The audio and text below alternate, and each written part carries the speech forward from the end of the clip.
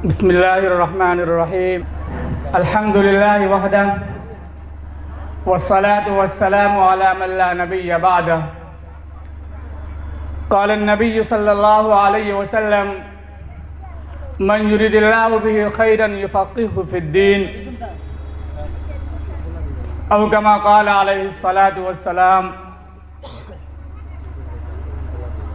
मैं अकेला ही चला था जानिबे मंजिल मगर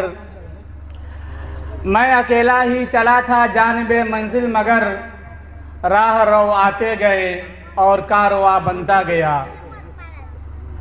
मेरे मोहतरम बुज़ुर्गों और मेरे दीनी और ईमानी भाइयों, जैसा कि आप लोगों को मालूम है कि आज का ये प्रोग्राम बिनवलिया गांव में मिल्लत डेवलपमेंट फाउंडेशन की जानिब से मुनाकिद हो रहा है और मुझे दावत सुखन दी गई है। मिल्लत डेवलपमेंट फाउंडेशन ये क्या है, इसके अगराज क्या है, इसके मकासद क्या हैं, इस तंजीम को क्यों कायम किया गया, आखिर कौन सी ज़रूरत आन पड़ी कि नरकटियागंज और उसके कुर्ब जवार के कुछ उलमा और हर वो शख्स जो अपने सीनों के अंदर एक धड़कता हुआ दिल रखता है, वो उम्मत के हालात, उम्मत के मसाइल को देखकर बेचैन हो गया। वो उम्मत के मसाइल को देखकर माहिए बेआब की तरह तड़प उठा और उसने ये फैसला किया कि कोई ऐसी तंजीम होनी चाहिए जो इन मसाइल पर काम करे। कोई ऐसी तंजीम होनी चाहिए जो इन मसाइल के जो हल हैं उसको तलाश करे और उसको ढूंढे। कोई ऐसी तंजीम होनी चाहिए जो हमारे जो मसाइल पैदा हो रहे हैं उसके लिए सही तौर पर हल तलाश करे और हमें और आपको मंजिल मकसूद तक पहुंचाए। इकबाल का मुझे एक शेर याद आ रहा है कि अंजाम उसके हाथ है आगाज़ करके देख, अंजाम उसके हाथ है आगाज़ करके देख, भीगे हुए परों से परवाज़ करके देख।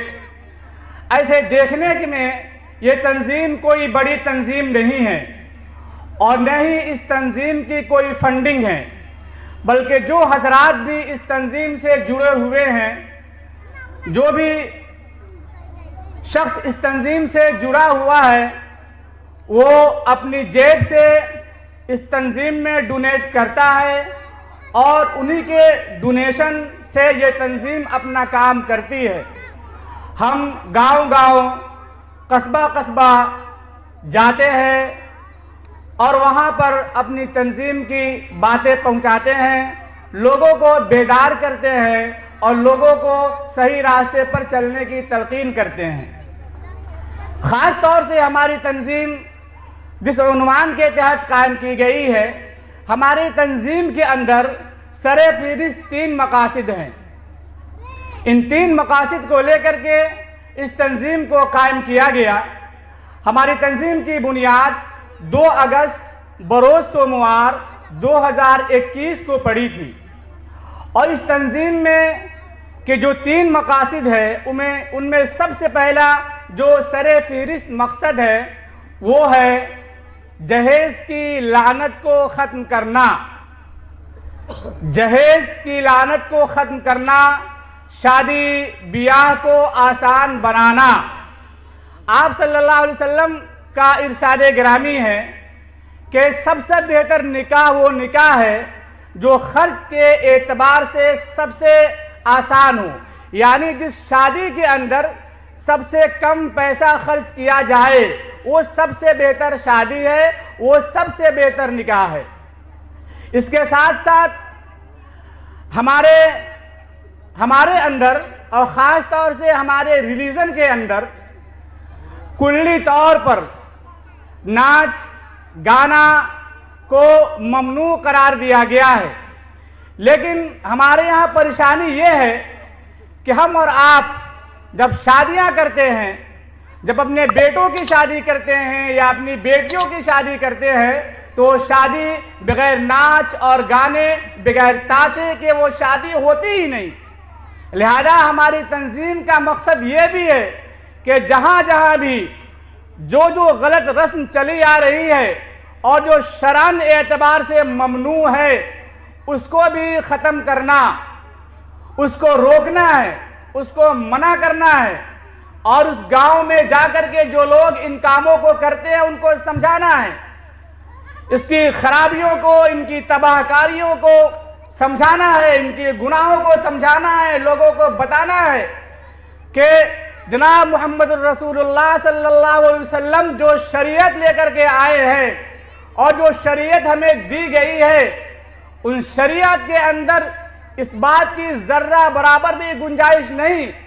लिहाजा इस नाच गाने के चक्कर में पड़ करके, जहेज के मुतालिबात करके बेटी वालों को परेशान करना, अपने पैसों को आग के हवाले कर देना, ये सरासर गलत है। इसमें शक की कोई गुंजाइश नहीं है। अल्लाह तबारक व तआला ने कलाम मुक़द्दस के अंदर फरमाया है कि फजूल खर्ची करने वाला शैतान का भाई है। तो क्या हम और आप इस बात को मानने के लिए तैयार है कि हम फजूल खर्ची करके शादी और ब्याह के अंदर शैतान का भाई बने? कोई भी हसास शख्स इस बात को कबूल नहीं करेगा और कोई भी हसास शख्स इस बात को तस्लीम नहीं करेगा कि वह शैतान के ज़ुमरे में शामिल हो जाए। लिहाजा हमारा पहला मकसद, हमारी तंजीम का पहला मकसद ये है कि शादी को आसान बनाया जाए। शादी और ब्याह के अंदर जो रस्म चली आ रही है, जो गैर शरई है, उसको मुकम्मल तौर पर ख़त्म किया जाए। और हम अकेले इस चीज़ को ख़त्म नहीं कर सकते। हमें ज़रूरत है आपकी, हमें ज़रूरत है आपकी मदद की। हमें आपके पैसों की ज़रूरत नहीं है, हमें आपकी मदद चाहिए, आपकी मेहनत चाहिए। अगर आप हमारे साथ हाँ में हाँ मिलाएंगे तो इंशाअल्लाह हम लोग इस काम को करने में कामयाब होंगे। और अगर आप हमारा साथ छोड़ देंगे तो यकीनन हमको इन कामों को करने में बड़ी दुश्वारियों का सामना करना पड़ेगा। लेकिन अफसोस ये है कि हमारे नौजवानों के अंदर हर चीज़ है। तेरे सूफे है अफरंगी, तेरे काली है ईरानी, लहू मुझको रुलाती है जवानों की तनाज़ानी। इमारत क्या शिकोहे खुसरवी भी हो तो क्या हासिल, नजोरे हैदरी तुझ में न इस्तिग़नाए सलमानी।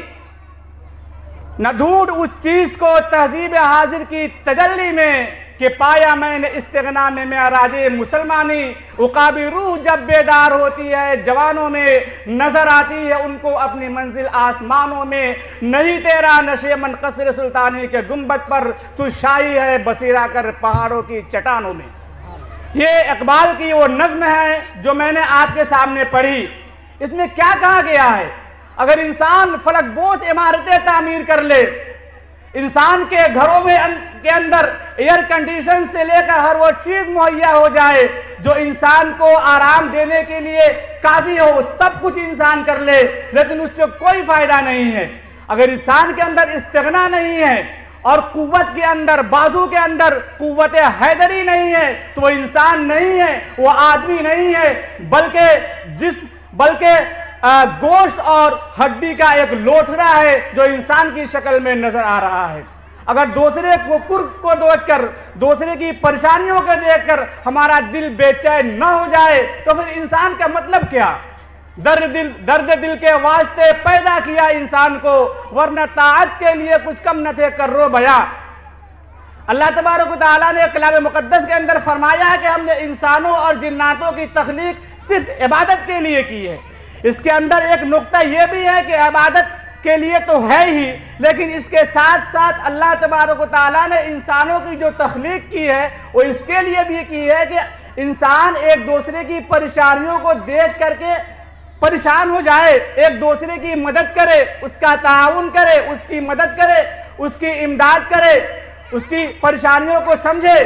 इसके लिए भी अल्लाह तबारक व तआला ने इंसान को बनाया है। अगर अल्लाह तबारक व तआला को सिर्फ इबादत करना मकसूद होती तो फरिश्ते इसके लिए काफ़ी थे। वरना ताअत के लिए कुछ कम न थे कर्रो बया। फरिश्ते तो इबादत करने के लिए काफ़ी है, लेकिन अल्लाह तबारक व तआला देखना चाहता था कि हमारे बंदे की परेशानियों को देखकर कौन परेशान होता है, हमारी बंदे के बेचैनियों को देखकर कौन बेचैन होता है। कौन है वो सरफिरा बंदा जो अपने वक्त को कुर्बान करता है और हमारे बंदों की मदद करता है, चाहे वो मदद किसी एतबार से हो, दुनियावी एतबार से हो, दीनी एतबार से हो, उनकी इस्लाह के एतबार से हो, कोई भी मदद करने के लिए इंसान तैयार होता है। तो पहला मकसद जो मैंने बताया आपको, शादी ब्याह का आपको आसान करना, जहेज की लानत को ख़त्म करना, ये हुआ। दूसरा मकसद हमारी तंजीम का ये है कि हमारे अंदर, हमारे मज़हब के अंदर ख़ास तौर से तालीम का जो रेशियो है वो ऐसे ही कम है। तालीम का जो रेशियो है, तालीम की जो मिक़दार है वो ऐसे ही कम है। और ख़ास तौर से लड़कियों के अंदर, हमारी जो बहनें हैं, हमारी जो बच्चियां हैं, उनके अंदर तो तालीम का रेशियो बहुत ही कम है। लिहाजा हमारी तंजीम इस उन्वान पर भी काम करती है और हम लड़कियों के लिए एक अलग से कोचिंग चलाते ही है हमारी तंजीम नरकटियागंज के अंदर, और उस कोचिंग का नाम है सुफ़ा गर्ल्स क्लासेस। उसके अंदर क्लास 6 से लेकर के 12th तक अंग्रेज़ी मीडियम और बिहार बोर्ड दोनों मीडियम की पढ़ाई उसमें की जाती है। सेपरेट क्लास, यानी उसमें सिर्फ लड़कियों के लिए वो खोला गया है, सिर्फ लड़कियां उसके अंदर जा सकती है और उनको वहां पे तालीम दी जाती है।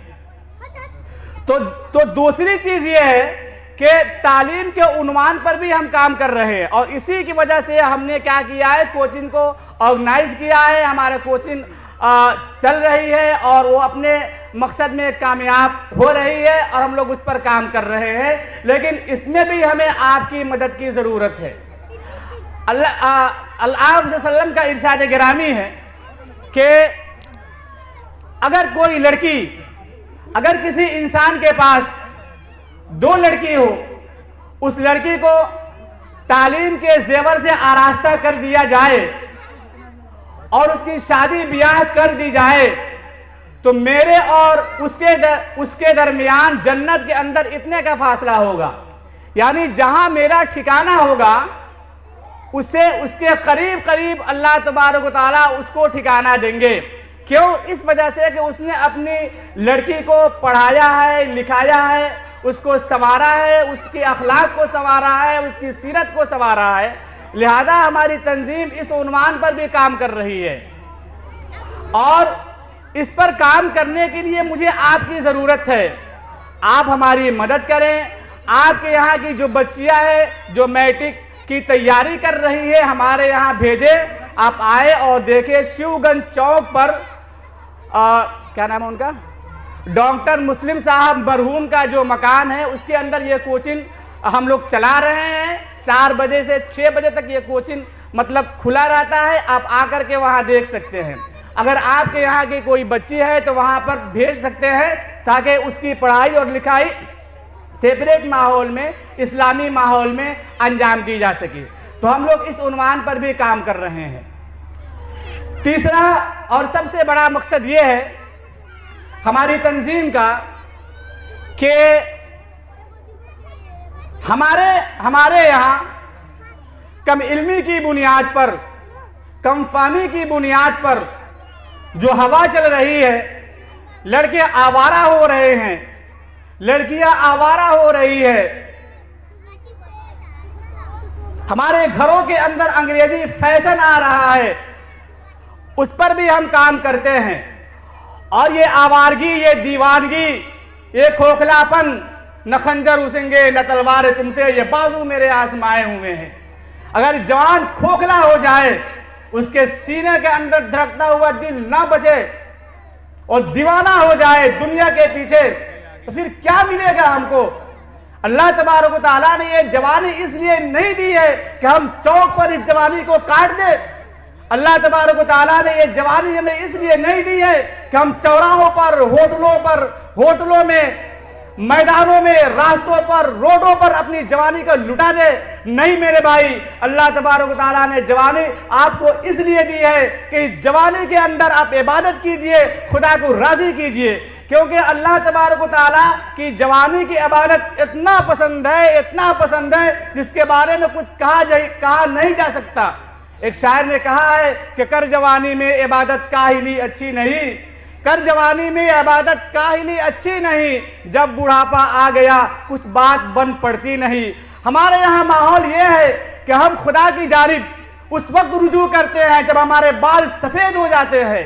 दूसरे लफ्ज़ों में ये कहा जाए, जब हम गुनाह करने के काबिल नहीं होते हैं तब हम ये समझते हैं अब हमको नमाज पढ़ना चाहिए। अरे ऐसी नमाज से क्या फ़ायदा? अगर इंसान की जवानी गुजर जाए, जवानी बर्बाद हो जाए, उस जवानी के अंदर खुदा को राज़ी ना कर पाए, अपने खालिक हकीकी को राज़ी ना कर पाए, तो एक जवानी क्या है? कुछ भी नहीं है। बुढ़ापे के अंदर तो सब लोग आ जाते हैं क्योंकि गुनाह होता ही नहीं है, गुनाह करने के काबिल इंसान रहता ही नहीं है। लिहाजा मैं अपने जवानों से अपील करूंगा, उनसे रिक्वेस्ट करूंगा कि अपनी जवानी को बेदाग बनाइए, अपनी जवानी को बेदाग बनाइए और अपनी जवानी को जो जवानी बची है अल्लाह की राह में उसको लगाइए, अच्छे काम कीजिए, माशरे के फायदे के लिए काम कीजिए, जिससे आपको फायदा हो, आपके गांव के लोगों को फायदा हो, आपके वालिदैन को फायदा हो, आपके बस्ती के लोगों को फायदा हो। लोग आपको याद करेंगे और अल्लाह तबारक व तआला आपको इसका बदला भी देगा। बस 1 मिनट और। गांधी जी का एक लेसन है 12th क्लास के अंग्रेजी के अंदर, the Indian culture and civilisation. उसमें उन्होंने लिखा है कि the mind is a restless bird, the more it wants, the more it gets, the more it wants. मतलब गांधी जी ने लिखा है कि इंसान का जो मस्तिष्क है ना, इंसान जो है ना, वो एक बेचैन पक्षी के मानिंद है, वो एक बेचैन चिड़िया है। इंसान का जो दिल होता है ना, इसको आप जितना दीजिएगा ना उतना ही ये डिमांड करेगा। इस वजह से अगर इस दुनिया के अंदर खुशी की जिंदगी गुजारना चाहते हैं, अगर इस दुनिया के अंदर खुशी से रहना चाहते हैं, तो हमारी जो वांट्स है, हमारी जो इच्छाएं हैं उसको लिमिट कीजिए। हमारी जो इच्छाएं हैं उसको लिमिट कीजिए। जब तक इच्छाएं लिमिट नहीं होगी इंसान की जिंदगी में खुशी नहीं आ सकती। हमारे पास जितना भी साधन है, जितना भी संसाधन है, जितनी हमारी कमाई है, उसी के अंदर खुश रहने की कोशिश कीजिए और उसी के अंदर अपना भी खर्च चलाइए और उसी के अंदर ये भी कोशिश कीजिए कि हमारे आस पड़ोस में जो गरीब है, जो नादार है, जो मुफलिस है, जो यतीम है, इसी के अंदर उनका भी हक है और उनकी भी इमदाद कीजिए। देखिए अल्लाह तबारक व तआला कैसे आपकी ज़िंदगी को संवार देता है, कैसे आपके मुकद्दर को संवार देता है, कैसे आपके घरों के अंदर खुशियों को भर देता है। बस यही मेरी बात थी और यही मेरी तंजीम का तारुफ था। अल्लाह तबारक व तआला से दुआ है कि मुझे और आपको कहने सुनने से ज़्यादा अमल करने की तौफीक अता फरमाए। वमा अलैना इल्लल बलाग।